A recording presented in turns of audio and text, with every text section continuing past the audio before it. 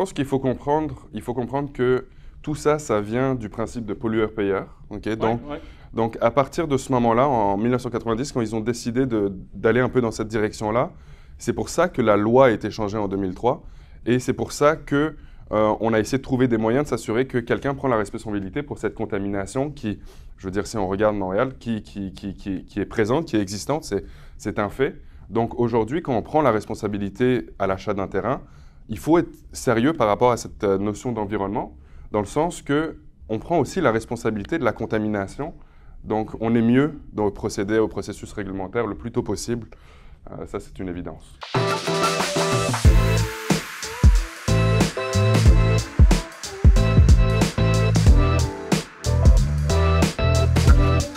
Bonjour à tous, ici Mélissa Jacob. Je suis en compagnie de Laurent Paquin ainsi que Sébastien Bernard et Oscar Haïd, biologiste de chez Enviro Expert, c'est bien ça? Oui. Donc, merci d'avoir accepté notre invitation aujourd'hui. Merci beaucoup. On va parler de sujets assez précis aujourd'hui concernant l'environnement des terrains. Donc, Laurent, je sais qu'on a plusieurs points à aborder aujourd'hui. Est-ce que tu peux débuter? Oui, merci Mélissa. Ce qui est important pour nous, c'est que, vous le savez, on fait beaucoup d'industriels. Puis dans l'industriel, on fait souvent face à la loi 72 qu'on va parler beaucoup aujourd'hui. Puis il y a eu des modifications qui ont changé aussi à tout ce qui est la loi sur l'environnement depuis le 1er juin. Puis c'est pour ça qu'on voulait inviter deux experts pour répondre à nos questions aujourd'hui, qui vont pouvoir vous aiguiller aussi dans vos transactions si vous êtes acheteur ou vendeur présentement sur le marché. Fait que j'avais une première question pour toi, Oscar.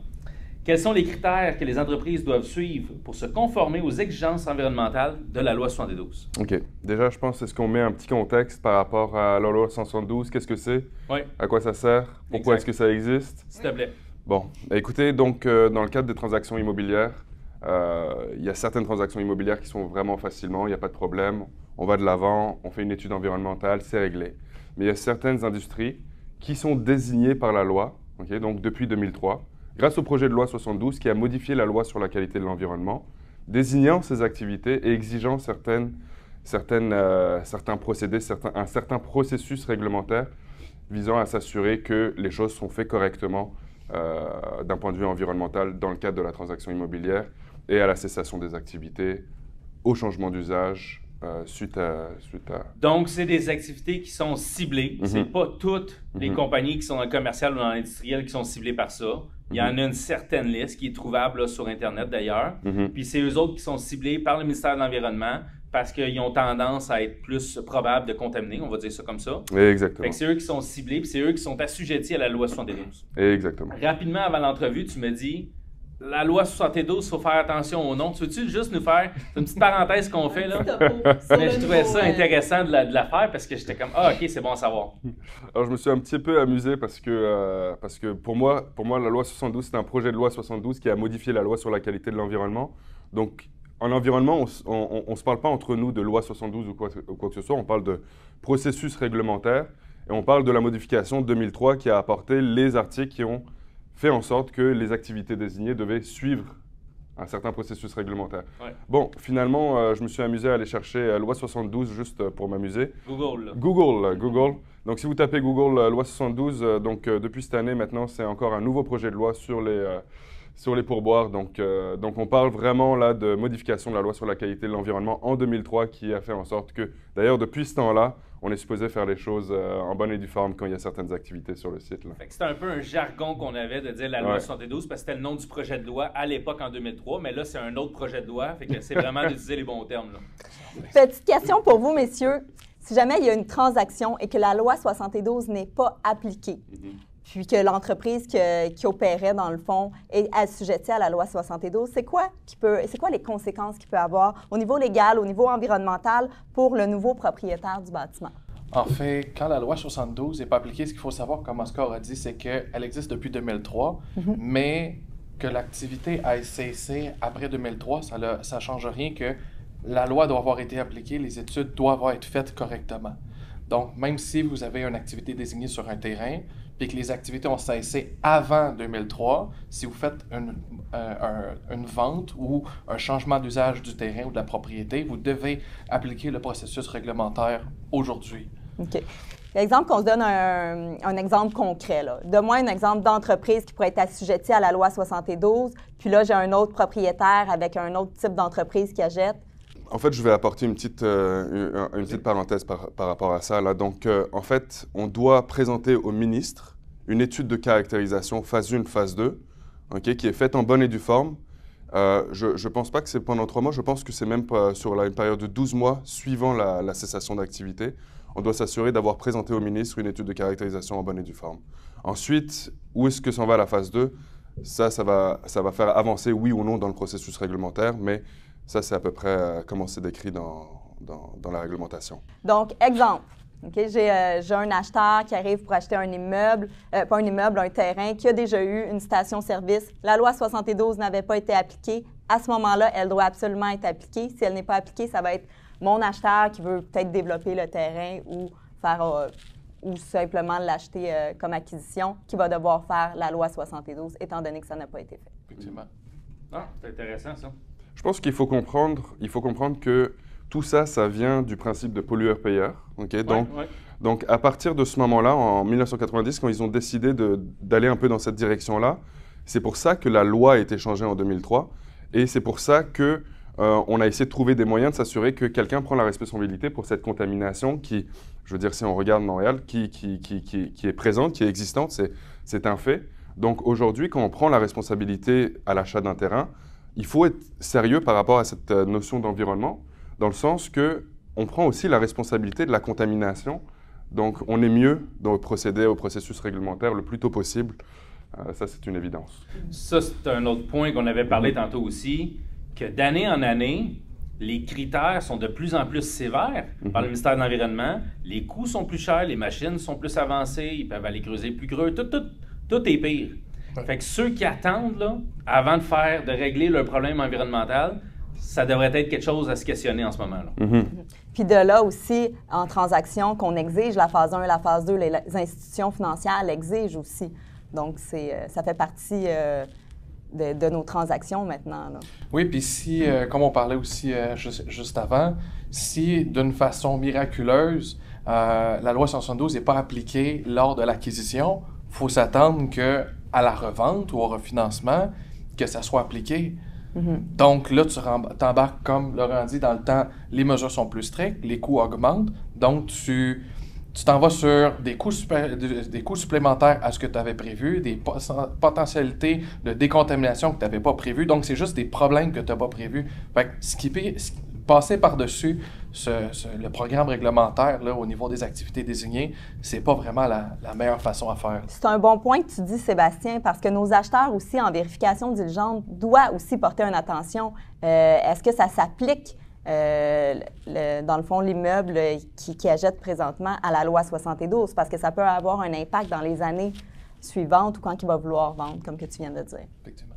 Je pense qu'on peut en profiter pour rappeler que la présence d'une activité désignée, le déclencheur, c'est vraiment, comme l'a dit très bien Sébastien un petit peu plus tôt, c'est vraiment la cessation de l'activité ou le changement d'usage. Donc, juste... Très intéressant. Prochaine question. La loi 72 impose-t-elle des étapes supplémentaires dans le processus d'évaluation environnementale? Si oui, cela entraîne-t-il des retards pour l'approbation des projets? Je pense qu'il y a un nombre de carottes qui est augmenté par tant de mètres carrés. Je pense que les puits d'observation aussi sont augmentés. Peux-tu nous en parler un peu? Est-ce que la question ici, c'est vraiment toutes les nouvelles modifications qui ont été faites ou au niveau des retards? Oui, pourquoi pas, parce que ça, c'est un point important. Là, depuis le 1er juin 2024, beaucoup de modifications aussi là, qui est apportées. Parfait. Donc, au niveau des modifications, c'est sûr qu'il y a des modifications techniques au niveau du rapport, au niveau de la manière dont on va effectuer l'évaluation environnementale. La raison pour laquelle ils ont fait ces modifications, c'est sûr pour assurer une homogénéité aussi dans les pratiques des différentes firmes environnementales, mais ça apporte évidemment un stress en termes de nombre d'analyses, de nombre d'échantillons additionnels à effectuer, donc un stress financier un peu plus grand ici, là, lié à ça.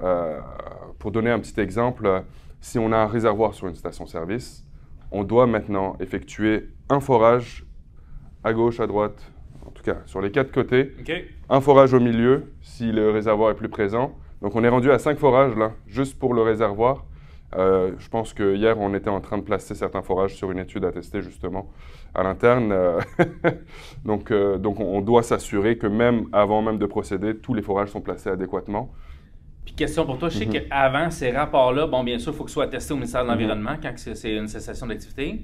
Avant, il fallait que ce soit un expert à l'interne qui était homologué pour faire ça. Maintenant, je pense que c'est plus nécessairement nécessaire. Là, qu'est-ce qui a changé là, le 1er juin vis-à-vis de ça? Y a-t-il quelque chose qui a changé? Ben, au niveau de l'expert, je vais en revenir un petit peu plus tard. Okay. Je vais juste finir sur les choses qui ont été modifiées au niveau des...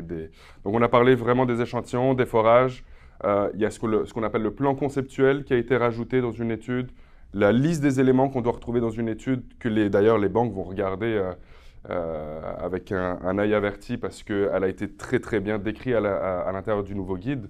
Donc à ce niveau-là, il y a beaucoup de choses qui ont été modifiées là, depuis le 1er juin. Et au niveau de l'expert, ça c'est venu un petit peu avant, c'est pas venu au 1er juin, c'est venu un petit peu avant. Ils ont décidé de changer,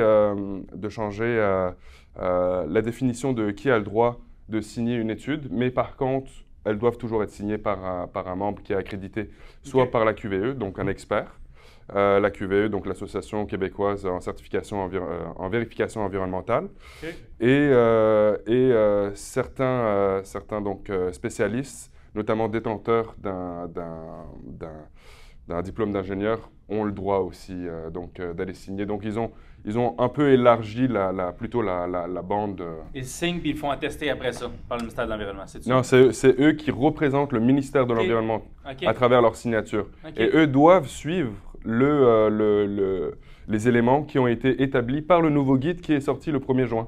Donc, on reprend depuis 2003, ils ont changé la loi, au changement d'usage ou cessation d'activité pour une activité désignée, on doit passer par le processus réglementaire. Depuis le 1er juin, c'est encore plus compliqué parce qu'on doit faire plus de forage.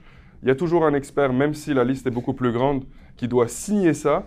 Et en tout cas, tout ça pour dire que ça... Tout ça pour dire que c'est rendu plus complexe que c'était. C'est bon comme ça.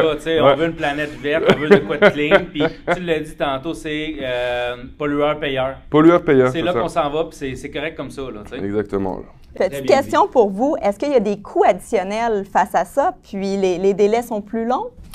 Oui, effectivement, vu qu'on doit faire attester les études par des professionnels, oui, il y a des coûts supplémentaires à prévoir pour chaque phase environnementale et des délais supplémentaires aussi, parce qu'on doit l'envoyer à un attestateur qui, lui, doit vérifier que ça a été fait conformément.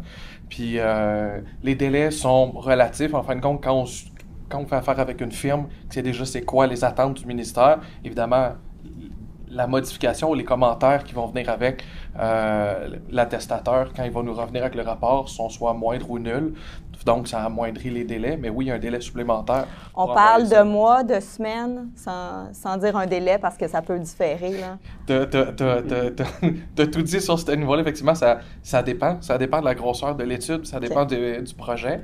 Mais normalement, on peut parler en semaines si on ne parle pas d'une réhabilitation d'un site majeur. Là. OK. Fait qu'est-ce qui est important de retenir, c'est que si vous savez que vous voulez vendre, que vous savez que vous êtes assujetti à la loi 72, prenez-vous d'avance, commencez votre phase 1, votre phase 2, vous savez que ça va être un petit peu plus long, le processus. Oui, puis un élément que tu dis aussi, il y a des activités désignées qui sont évidentes, comme je parlais, là, les stations-service, mais il y en a d'autres qui sont moins évidentes. Donc, même si une firme environnementale vous dit, après analyse à l'interne, que vous êtes assujetti, c'est qu'il y a une raison. On peut l'appuyer en fin de compte avec l'annexe 3. La liste est quand même très longue. Là. Je me souviens bien, c'est 6 à 8 pages d'éléments. Puis il y a certaines... 140 à peu près, c'est ça? 120, 140 activités ciblées, ça se peut-tu? J'ai jamais pris spécialement le temps de compter. J'ai pas pris le temps de compter non plus. Moi, je suis à une cinquantaine. Donc, cinquantaine, OK. Moi, je suis à une cinquantaine, mais je vais vous revenir avec le chiffre exact si vous avez besoin. Non, mais ça, j'avais entendu dire ça. Je pensais qu'on avait dit ça une fois. 150 pour être réaliste. Parce que c'est au minimum 6 pages, ou est-ce que c'est juste des lignes sans description. Il va en avoir une quinzaine par page. Fait que... Puis après ça, c'est sujet à l'interprétation. Après ça, c'est du cas par cas. Oui, ben c'est ça. Oui, ben c'est ça. à plusieurs fois dans ces éléments-là, dans ces activités-là, il y en a que c'est « et toute autre activité similaire ». Ben, à toute autre activité similaire vient l'analyse du spécialiste en environnement qui va s'assurer que tu rentres ou pas dans ce processus-là. Dans ces barèmes-là, oui, c'est ça. Puis, petite question pour vous, messieurs. Exemple que j'ai un de mes vendeurs qui veut savoir s'il est assujetti ou non. Est-ce qu'en appelant une firme environnementale, vous pouvez regarder puis lui mentionner « oui, vous êtes assujetti, non, vous n'êtes pas assujetti » ou c'est vraiment au travers de la phase 1, au travers de la phase 2 que vous allez découvrir qu'il l'est ou qu'il ne l'est pas, quand on parle justement de la façon d'interpréter, là? Nous, on aime bien avertir le client dès le début dans quoi est-ce qu'il s'embarque. C'est sûr que la plupart des investisseurs, ils ne sont pas prêts à l'entendre. Ils ne veulent pas l'entendre. Ils ne veulent pas l'entendre. Nous, on prend une chance à le dire. On pourrait très bien écrire un rapport et dire, bon, ben voilà la nouvelle. Mais ça nous prend, honnêtement, on parlait du nombre d'activités. Mais je sais que nous, on apprend à nos nouveaux qui rentrent dans la compagnie à juste lire la liste et catcher rapidement, l'avoir en arrière de la tête. Donc, on ouvre un rapport, on voit quelque chose qui est louche. Parfois, les rapports des autres compagnies, je ne sais pas, ils ne l'ont pas mentionné ou l'activité est nouvelle. Mais on sent qu'il y a quelque chose qui est louche, on va très vite le voir. On peut même voir sur un terrain, avec la disposition d'un bâtiment, parfois, on sait que, je pense qu'il y avait une station-service là-dessus. Il y a beaucoup de choses qu'on a pris l'habitude de voir. C'est sûr qu'on va vraiment conseiller le client dans la seule et unique mesure où on a aussi l'obligation de le faire. En tant qu'expert en environnement, on a l'obligation de lui dire qu'à ce niveau-là, c'est la meilleure manière de procéder, c'est d'aller dans ce sens-là avec le processus réglementaire. Un autre point important qu'on n'a pas parlé aussi, là, c'est que dans beaucoup de dossiers, puis ça, les gens ne le savent pas, vous pouvez rentrer en contre-expertise aussi, là. Ça arrive souvent, ça, qu'on a un rapport qui a été émis par l'acheteur ou par le vendeur, puis un des deux parties n'est pas d'accord, puis on va en contre-expertise parce que c'est sujet à l'interprétation. Fait que ça arrive aussi souvent, c'est les services que vous offrez également, là. Il faut comprendre qu'on a certains acheteurs qui ont, à l'intérieur de leur partenaire, ont justement une firme environnementale. Donc, à ce moment-là, ce n'est pas nécessairement des firmes qui sont connues, qui nous remettent un rapport. Fait que c'est le fun de pouvoir faire une contre-expertise, puis on va le conseiller à nos acheteurs, souvent, ou à nos vendeurs. Oui, dans certains cas. Il y a aussi il faut aussi que la firme soit acceptée, accréditée par les institutions financières. Je veux dire, ça nous arrive souvent des rapports qui arrivent, on nous dit, bon, regarde, le rapport n'est pas passé. Donc, il faut faire attention. Avec vous êtes arrivé aussi une fois, maintenant, on surveille. Là. Ça prend une assurance responsabilité de 2 millions. Minimum. Exactement. Donc aujourd'hui, si la firme environnementale n'a pas ça, ça ne va pas passer. Exact. C'est un très bon point, c'est important de le mentionner. Là. Parce qu'il y en a qui prennent de l'avance, des fois, avant de vendre. Certificat de localisation, font un innovateur agréé pour savoir la valeur, font les tests de sol. Finalement, ils ont pris le moins cher, mais il n'est pas accrédité, puis ça ne sera pas bon après ça pour la vente, il va falloir payer. Fait que, good to know. Ça, c'est un point. Et ensuite, tu veux aussi, si tu t'en vas pour un processus réglementaire, tu veux travailler avec une firme qui a l'habitude de travailler avec ses experts, qui a l'habitude de travailler avec les délais, qui peut travailler avec le ministère de l'Environnement dans la mesure où le ministère de l'Environnement nous laisse travailler avec lui.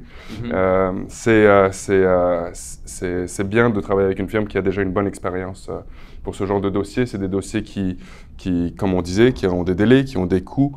Travailler avec une firme qui a cette habitude-là, à ce moment-là, ça permet d'être capable de travailler peut-être un mois, 2 semaines, ne serait-ce que ça. C'est du temps gagné peut-être.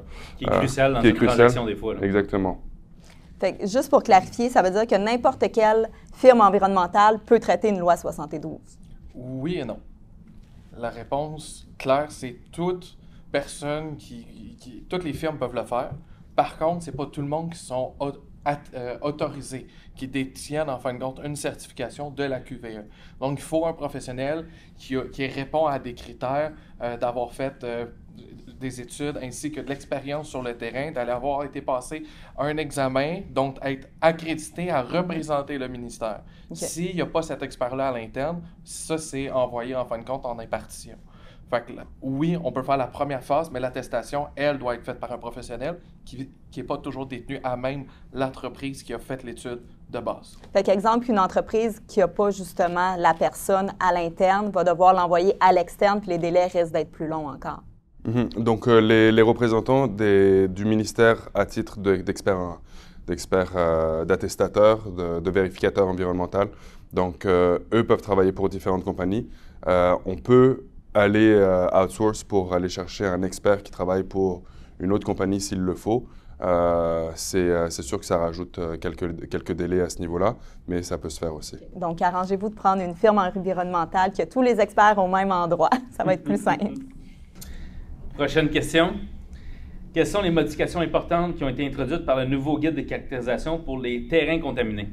Ça, c'est une question que, des fois, on les voit, c'est inscrit au registre foncier, terrains contaminés. Puis finalement, c'est comme pas clair, ça fait peur à beaucoup de monde. Y a-t-il des modifications, premièrement, qui sont en lien avec les registres de terrains contaminés depuis le 1er juin? Est-ce qu'il y a des modifications au niveau du registre? Oui. Je ne suis pas certain d'avoir bien compris la question. Ben, c'est ça. Pour les terrains contaminés, là, ici, c'est ça ma question. Ouais. Est-ce qu'il y a eu des modifications depuis le 1er juin sur le guide de caractérisation des terrains contaminés? D'accord, je comprends. Le registre, c'est une autre affaire. Oui, c'est ça. Je l'ai mélangé parce que c'est quelque chose qui m'intrigue aussi, ce registre-là. Comment ça marche? Est-ce qu'il faut que ça soit dénoncé ou pas? Il y a de l'air d'avoir de l'ambiguïté là-dedans aussi, puis je pense que ce serait le fun d'en parler. Il y avait 2 questions en une. Oui, c'est ça.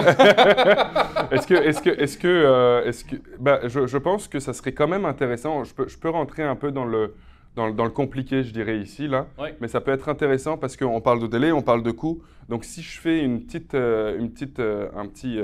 présentation très rapide là, sur le processus réglementaire, qu'est-ce qu'il comprend là, dans son entièreté, je pense qu'on va comprendre ensuite au niveau du guide les modifications. Donc, le processus réglementaire, c'est tu fais ta phase 1, phase 2, qui doit être signée par l'expert, donc présenté au ministre de cette manière.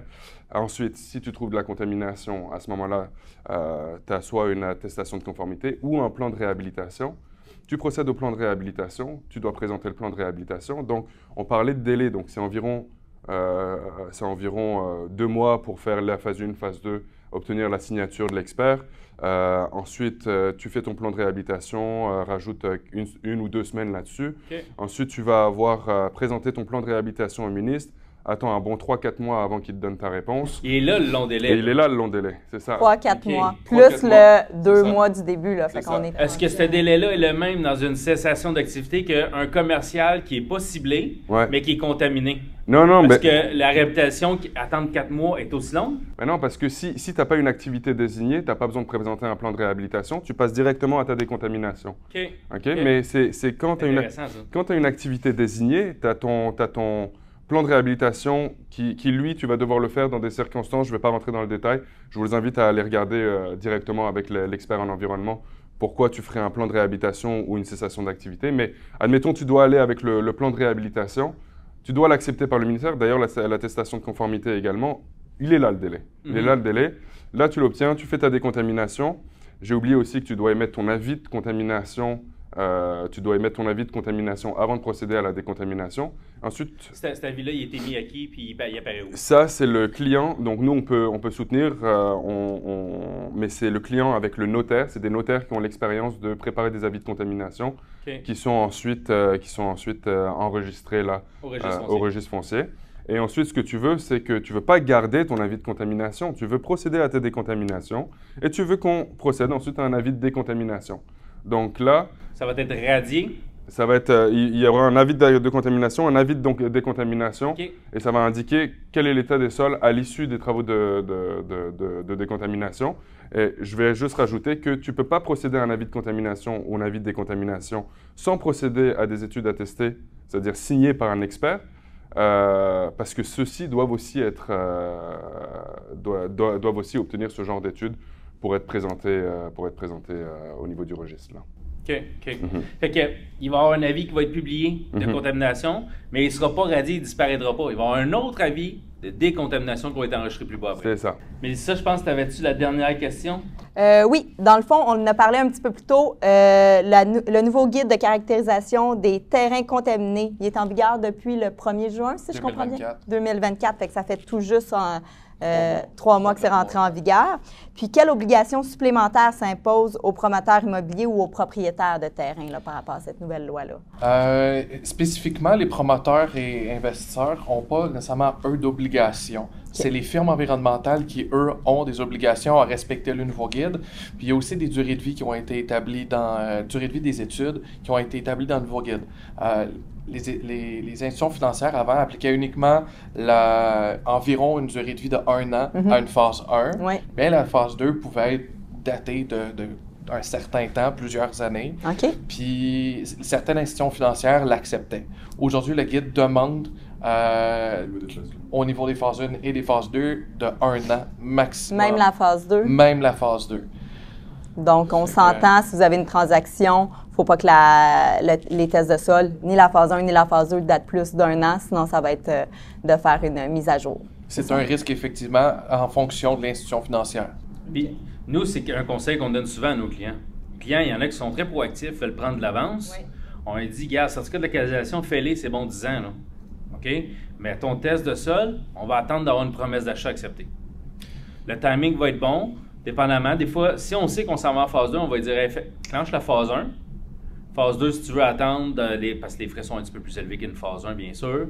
Si tu veux attendre qu'on ait vraiment un acheteur sérieux, go, on le fera. Mais on ne veut pas qu'il le fasse là. Des fois, ça peut arriver qu'il ne vend pas. Il va remettre à vendre dans 2 ans. Il va falloir qu'il repaye une mise à jour. Fait que souvent, on les conseille, nous autres, d'attendre un peu. Ça, c'est une dépense qu'il faut qu'il fasse parce que nous, on veut que 95% du temps, on veut que nos vendeurs la fassent pour garder le contrôle sur la transaction. Ouais. Puis, parce que si c'est l'acheteur qui le fait, puis qui part avec après ça, la transaction n'a pas lieu, on passe au prochain acheteur, on n'a plus les phases environnementales, c'est à refaire encore.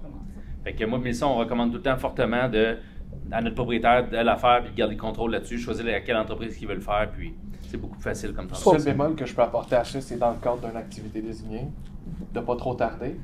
Bon Parce point. que, tu sais, l'activité désignée, c'est des activités qui sont relevées par le gouvernement comme étant une activité polluante. Ouais. Fait qu'à moins d'être béni des saints, puis que tu as une activité désignée et que tu ne sois pas contaminé, donc tu t'en vas pas en réhabilitation, tu n'auras pas ce délai-là. Mais réalistiquement, une station-service pas contaminée, on va s'entendre que c'est extrêmement peu probable. Donc, sachant que tu as des plans à envoyer au gouvernement, t'as des plans à envoyer pour la réhabilitation, puis ça va Le 4 à jouer, 6 mois que tu parlais tantôt. que là. ça peut avoir un impact aussi sur le prix final, tu sais, au niveau de la négociation, de la transaction. Spécifiquement pour ces activités-là, là, je dirais, tardez pas trop. C'est vrai. Petite question, si l'entreprise est encore opérante, on ne peut pas le faire. Si l'entreprise est encore opérante puis qu'elle va cesser l'activité seulement à la signature de l'acte de vente, C'est mieux de le faire. on peut le faire quand même, on peut faire la loi 61. Il y a une cessation d'activité qui s'en vient, tout le monde est au courant. On peut enclencher le On processus. peut enclencher. Parfait, c'était ma question. On enclenche le processus. Même affaire, si des fois on fait des ventes d'immeubles qu'on vend la Inc. OK? Fait qu'on vend non seulement l'immeuble et le fonds de commerce. Dans ce cas-ci, il n'y aura pas de cessation d'activité, ça va continuer. L'immeuble est vendu avec les opérations, ça va continuer. Des fois, on vend un immeuble que c'est un des locataires dedans qui est une activité ciblée. Dans ce cas-ci, le locataire, il reste là encore une fois. Fait qu'on n'a pas besoin de l'appliquer nécessairement là, tu sais. Tu lèves un point tellement important, les condos industriels. Oui. Exact. Même si tu as un strip, tu as un condo, tu as un ensemble de condos, c'est important de savoir le locataire qui est à l'interne. Puis, voyez pas ça comme une firme environnementale qui est fatigante. C'est notre devoir de demander qui sont les locataires. Donc, de garder un registre à travers le temps. Si tu es propriétaire depuis 20 ans, ben sache c'est qui que tu as eu depuis les 20 dernières années. Parce qu'une firme environnementale respectable va poser la question Ben oui. qui ont été pour savoir s'il y a eu une activité désignée qu'on doit. Garage, nettoyeur, body shop, là, comme Ben, ça qu'on voit souvent là, dans les condos. activité de soudure, activité de travail du bois à certaines limites, etc. Il y a des activités qui se font d'usinage. Il y a des activités qui se pratiquent bien dans des condos industriels, puis qu'on ne pourrait pas nécessairement spécifiquement penser que c'est que de la manufacture. Là. C'est pas juste des gros industriels. Il y a des petites activités qui rentrent dans des condos qui peuvent spécifiquement appliquer ça. Super intéressant. Il y a un dernier point aussi qui est souvent très peu pensé. Il peut y avoir une cessation d'activité faite en bonne et due forme. Okay. Admettons en 2007. Okay. On a toutes les attestations de l'expert. Tout est beau. Ils ont laissé des contaminants qui ne respectent pas l'activité résidentielle. Et aujourd'hui, on a un terrain, on pense qu'on a tous les documents, cessation d'activité, etc. On a des sols contaminés baissés. Et on veut s'en aller pour un changement d'usage, pour du résidentiel. Ça a été encore commercial pendant longtemps, même si ça a fait l'objet d'une cessation d'activité en 2007. Malheureusement, il faut procéder au processus réglementaire, okay, dans le cadre d'un changement d'usage, et non pas selon l'article associé à la cessation d'activité. Okay. Donc, ça veut dire qu'on a encore de la contamination qui ne respecte pas le critère commercial. Donc, malheureusement, il faut faire, avant de se procéder vers un résidentiel, il faudra faire quand même un nouveau processus réglementaire dans le cadre d'un changement d'usage et non d'une cessation d'activité. OK, je comprends. Fait que là, si on veut passer d'industriel à commercial ou de commercial industriel à du résidentiel, on sait que les critères sont beaucoup plus tight, c'est différent. C'est pas les mêmes niveaux de polluants qu'on peut avoir sur le site.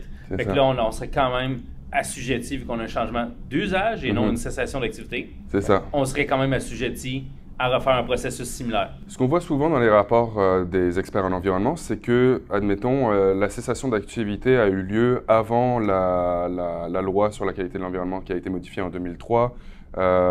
Aujourd'hui, dans le cadre d'un changement d'usage, selon l'article 31.53, il faudra quand même procéder à une étude réglementaire. Okay. Donc souvent, les experts en environnement vont mettre cette mention-là. Cessation d'activité a été faite, mais procéder quand même à une étude réglementaire là, dans le cadre d'un changement d'usage à l'avenir. Très intéressant, c'est bon savoir. Très intéressant, messieurs.